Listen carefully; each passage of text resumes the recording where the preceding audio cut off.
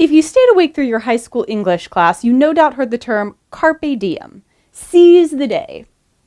People often use this term to urge someone to make the most of the present time and give little thought to the future. I, however, would argue that in order to truly seize the day, we must consider both the present and the future, because instant gratification that's not connected to a larger purpose is incapable of satisfying the human spirit. I had the privilege of hearing the author of Seal of God, Chad Williams, speak last week, and he told the story of his path to becoming a Navy SEAL. His mentor who was training him was murdered by terrorists, dragged through the streets, all while being filmed and shown on television.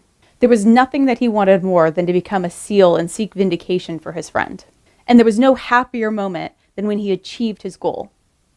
But strangely, he said it lasted only a few days, and then he went right back to feeling just like he had before achieving the goal. We've all experienced something similar.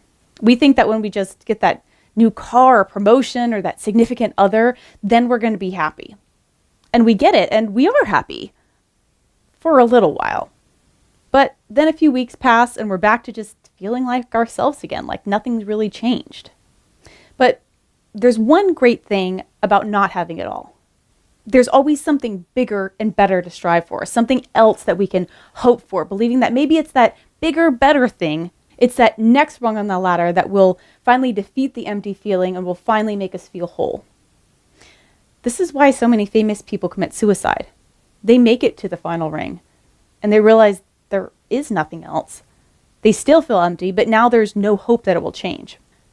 The loneliest moment is when you achieve that you thought would be the ultimate, but in the end, it lets you down. God says that the reason we feel like this is because those things were never created to satisfy us. They can only be properly enjoyed when they're in their rightful place. Jeremiah 2:13 says, "My people have committed two sins. They've forsaken me, the spring of living water, and have dug their own cisterns, broken cisterns that cannot hold water." And Deuteronomy 30:15, "I lay before you life and death. Choose life." Jesus uses the analogy of the foundation that we build our house on.